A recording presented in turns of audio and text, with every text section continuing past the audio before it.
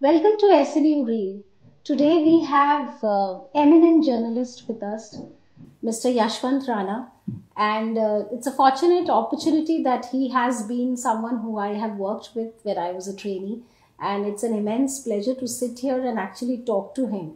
So today we are going to just have probably a candid kind of conversation. We are not prepared much what we are going to talk about, but then it is just going to be a candid conversation with him because today who's seeing us is the young audience of not only journalism and mass communication but overall.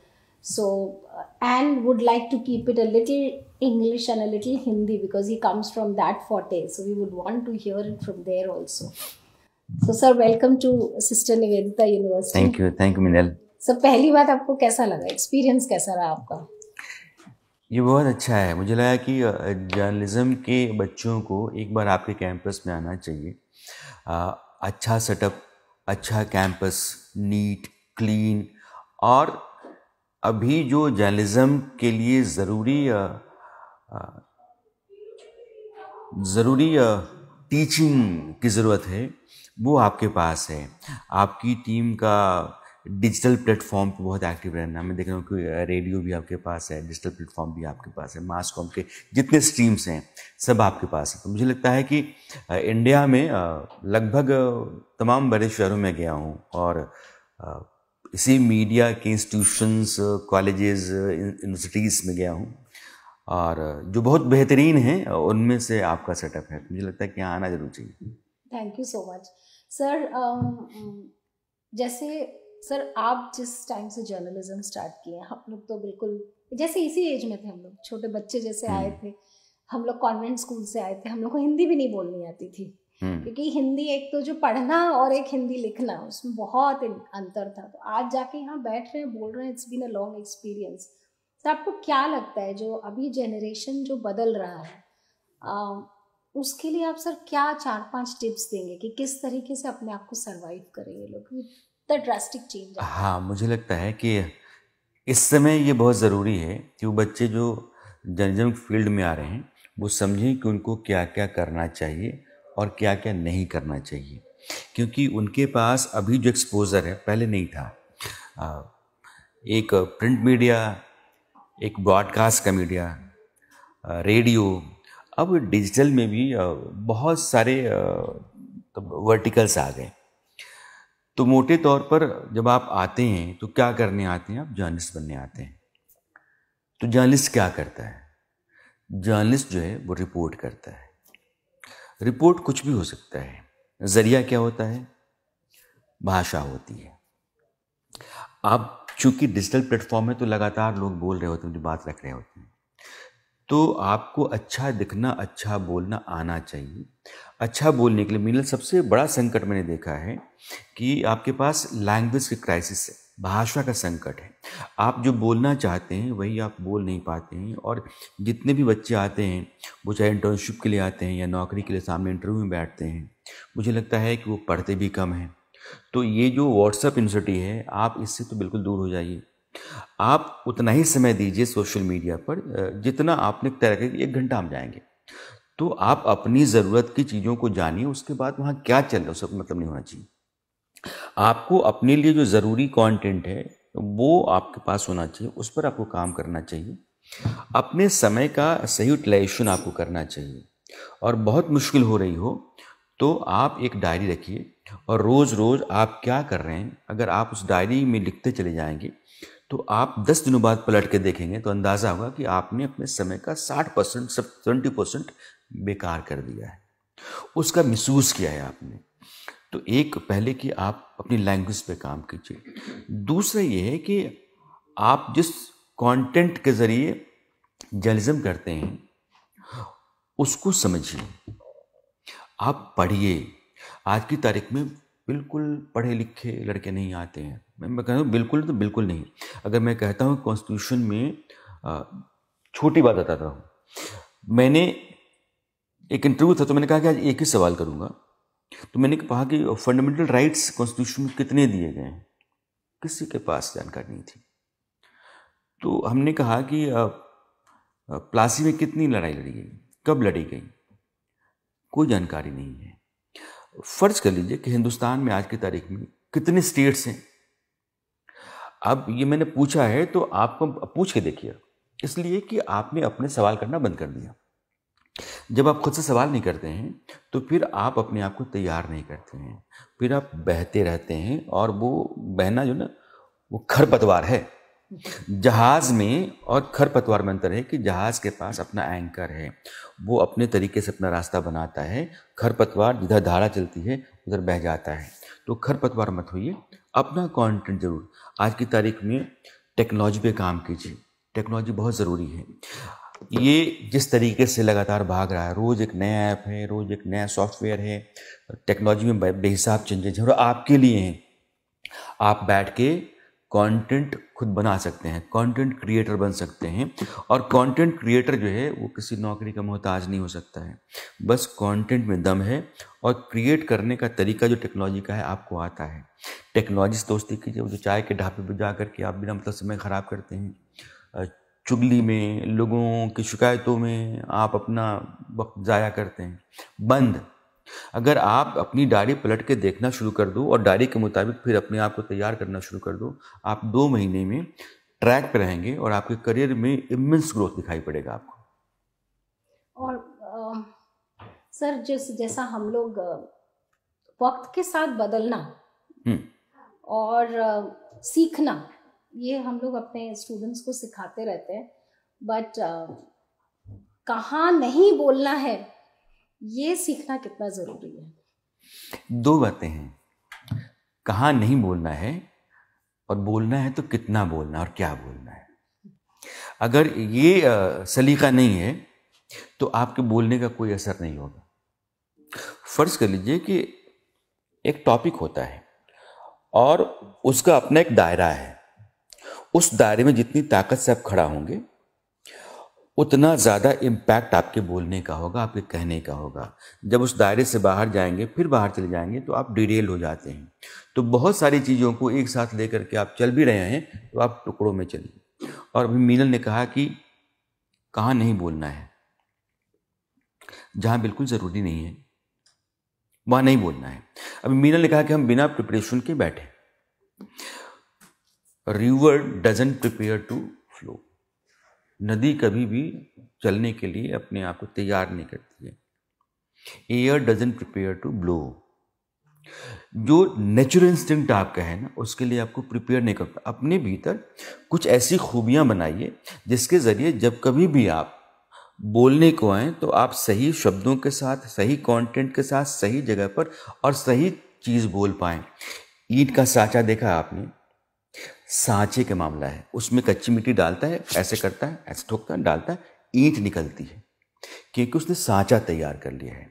तो आप भी अपने सोचने का, समझने का, बोलने का, बातों को रखने का और दूसरों पर असर डालने का अपना सांचा होना चाहिए, आपकी अपनी आइडेंटिटी होनी चाहिए। और मीनल ने कहा कि कहाँ नहीं बोलना है, बेवजह की चीज़ों में मत फंसिए, बोलिए नहीं। अपने समय का सही इस्तेमाल कीजिए, जहाँ बोलिए वहाँ बहुत असर हो। एक छोटा सा उदाहरण मैं आपको देना चाहता हूँ।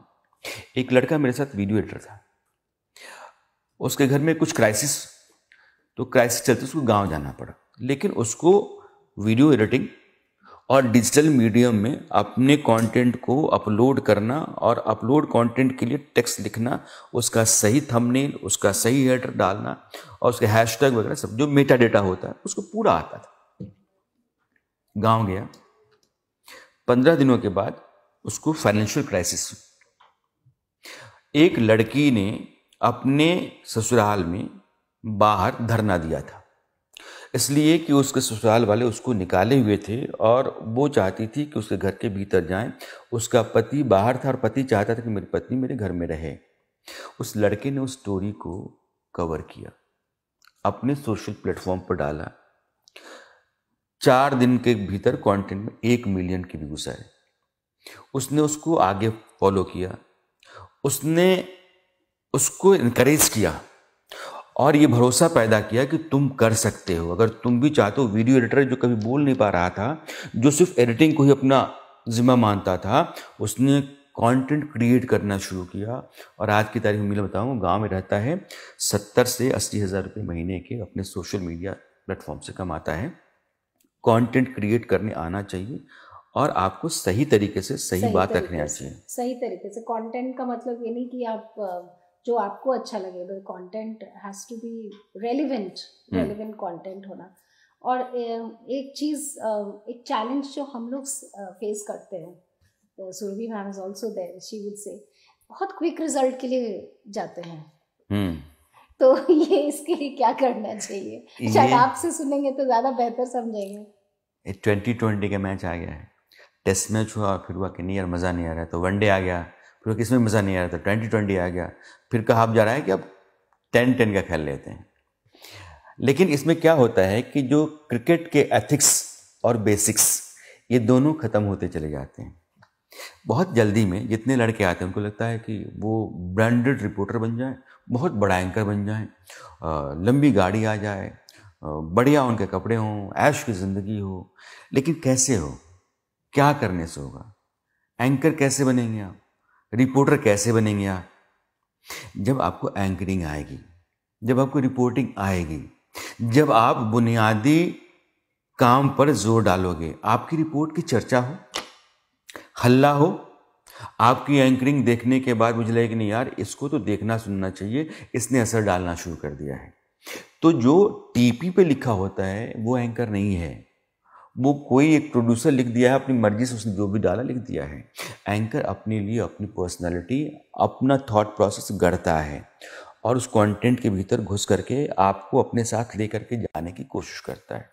वो ताकत पैदा कीजिए। रिपोर्टर एक बार अगर आपने आदत डाल दी कि नहीं आपको मेरी रिपोर्टिंग देखनी होगी, मैं कई लोगों को देखता हूँ कि वो इंस्टाग्राम पे हैं या फिर ट्विटर हैंडल पे हैं, वो कोई रिपोर्टर नहीं है, लेकिन वो अपनी एक रोज स्टोरी डालते हैं, एक नेचर की स्टोरी डालते हैं जिन पर उनका अपना एक नज़रिया है और उनके फॉलोअर्स मिलियंस में हैं। वो जर्नलिस्ट नहीं हैं, लेकिन वो सोशल इन्फ्लुएंसर हो गए हैं। तो सवाल ये है कि हम जो असर समाज में डालना चाहते हैं, अब तो सोशल इन्फ्लुएंसर्स जो हैं वही मोटी मोटी रकम कमाने लगे हैं, कोई जर्नलिस्ट नहीं कमा सकता है। उनकी भी धाक है, उनकी भी पूछ है, उनका भी स्टारडम है। मैं तो ऐसे सैकड़ों लोग बता सकता हूँ आपको।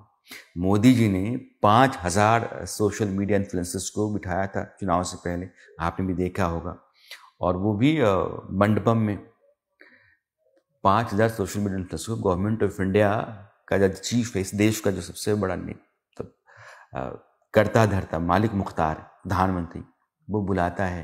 वो जर्नलिस्ट नहीं थे, वो एंकर रिपोर्टर नहीं थे, लेकिन समाज में उनका इम्पैक्ट है क्योंकि वो कंटेंट क्रिएट कर रहे हैं और उस कंटेंट को असरदार तरीके से हमारे आपके बीच में रख रहे हैं, इसलिए बहुत ज़रूरी है। और सर आप कैसे टाइम मैनेज करते हैं? आप आज सुबह 3:30 बजे उठे, ऑफिस सर कब सोए होंगे? क्या होता है कि हमेशा जो है एक बात का रोना हर आदमी रोएगा, टाइम नहीं है, टाइम नहीं है, बहुत दिक्कत है, बहुत परेशानी है। कभी डायरी बना के देखो यार, पलट के देखोगे ना, अपने साथ धोखा करता है इंसान।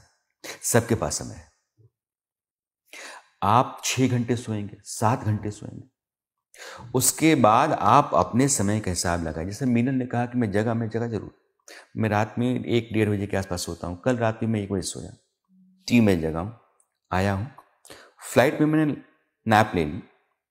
मुझे पता है कि 2 घंटे का टाइम मिलेगा तो मैं ले लूँगा, बाकी मुझे काम करना है तो मैंने लिख के रखा कि ये सारी चीज़ मुझे करनी है, आज ही निपटाना है, और कल का भी परसों का भी आपके पास एक प्लान होना चाहिए। आप मेरी बात मान के रखो, आप 10 दिनों का अपना प्लान रखो और अपनी ये डायरी है, नोट पैड है, नोट पैड में आप रोज लिखो और रोज लिखो कि आपका टाइम कहाँ गया, तो समय मिनल बचता है।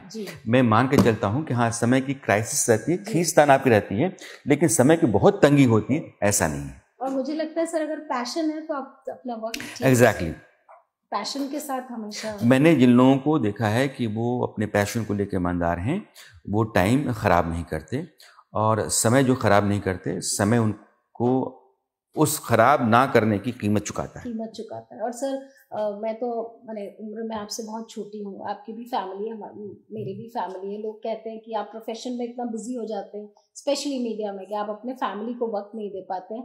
तो मेरा जो एक्सपीरियंस है, मैंने देखा है कि एक वर्किंग मदर के मेरे जिस तरीके से मेरे 2 बच्चे शायद सीख रहे हैं, बढ़ रहे हैं, I think they are learning in much better way and they are adapting to the environment also in better way.